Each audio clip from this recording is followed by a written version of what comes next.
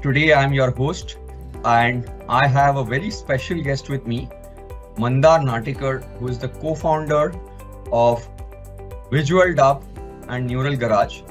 So what Visual Dub does is it has introduced a revolutionary technique called visual dubbing, which is just like audio dubbing, which we all know, is now able to dub a person's lips or lip syncing visually using generative AI. Now over to you, Mandar. My first question is, tell us a bit more about your background. You're a veteran in the media industry.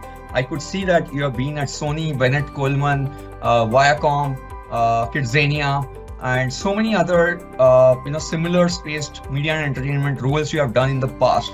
Maybe a 20 plus years of career in media and entertainment. How did that career pan out, and how did all of those 20 years lead you to developing this new startup in Gen AI?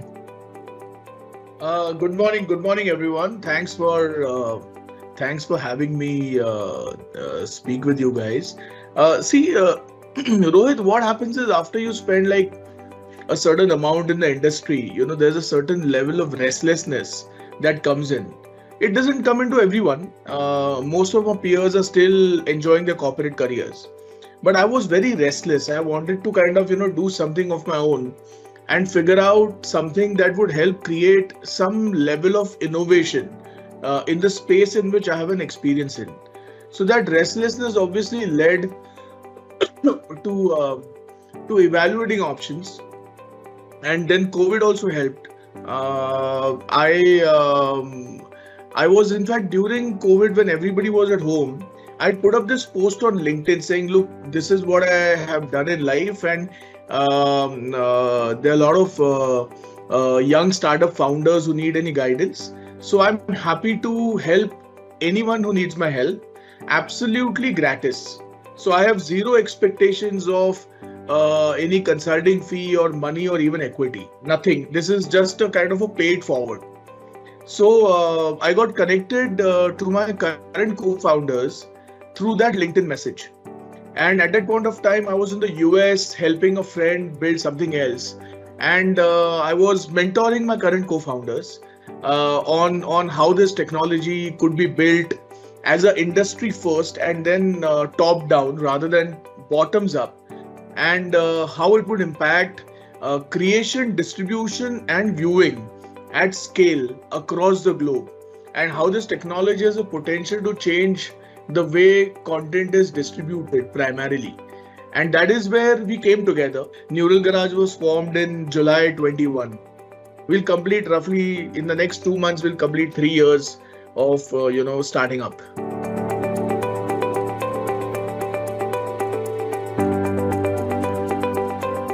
So the audience question we have is, does Visual Dub augment dubbing artists? That is one. Like, does it augment the dubbing artists to do better? And secondly, does it put celebrities on steroids and the second and third rung guys at a disadvantage? Is the question I want to pose. So let me answer it in multiple ways. First is, now look, thanks to this technology, now there are no, for example, with this technology, a Shah Rukh Khan is no longer a Hindi star, and a Allu Arjun is no longer a Telugu star, right? Because with Visual Dub, a Jawan releasing in Tamil is now a Tamil film. And with Visual Dub, a Pushpa 2 releasing in Hindi is not a Telugu film, it's a Hindi film, right? So the boundaries of the local connects are getting blurred. That is number one. Second part is, even if Shah Rukh is able to act in 50 ads and not just one, his price is never going to come down. He's Shah Rukh Khan. So not everybody is going to be able to afford him, irrespective his availability through AI models. So that is point number 2. Point number 3 is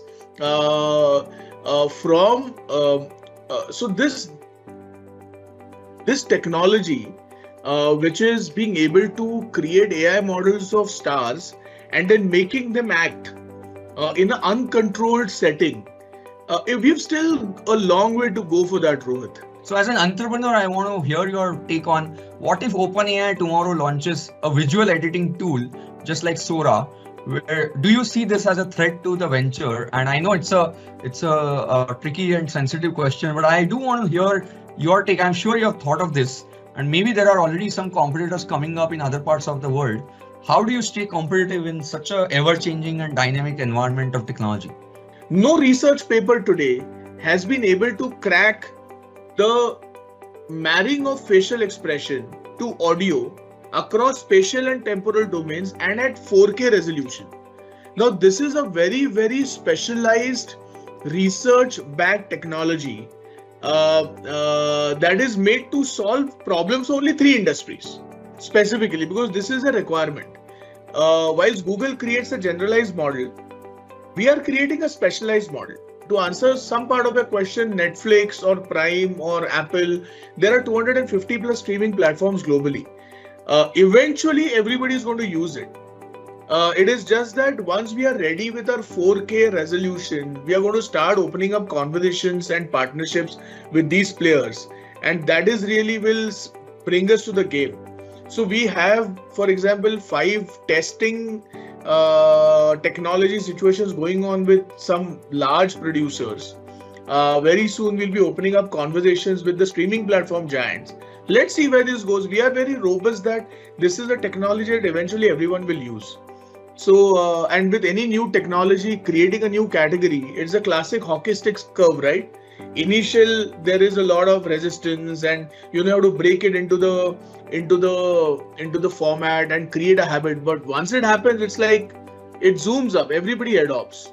So I see another 2 years and we'll be pretty much in the game. I'm just looking into the future.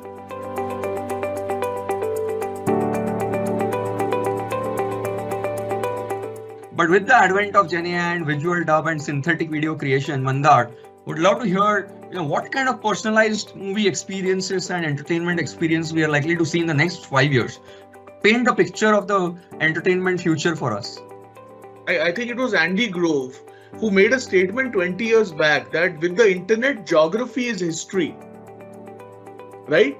Now we see this truly playing out with technology like ours, where now there is no barrier to language and to content consumption. Second part, and this actually was this insight was given to us by a very large Hollywood producer that we met at the Prime Focus office. He said, Mandar, your technology, I'll give you Trojan horse for your technology. He says, when we shoot scenes, sometimes what happens, the scene is fantastic, but somebody goofs up on some dialogue somewhere. Right? Now our option is the only option is to shoot the whole scene again. So there is loss of time and there is loss of cost. Or at the editing table, change the camera angles to accommodate. With your technology, this problem is solved forever. Now you don't need to shoot multiple times. Imagine the savings in cost of production. I know ENY has a very massive media and entertainment play. And you guys will agree with me. Cost of production is the biggest cost besides talent fees for any content creator's P&L. Imagine the cost of reshoots is now off the table. So, second part is democratizing of talent. Tomorrow, let's say an Indian film needs to have a German actress. You wouldn't be able to hire a German actress if she didn't know Hindi, right? Because how do you take an actress like that? But now there is no problem. Actors can act the way they want, in the language they want. And tomorrow visual dub will just fix it in the post-production process. So now you're democratizing cost of production for shoots. You're democratizing actors who you take for your film. You're democratizing the entire language process.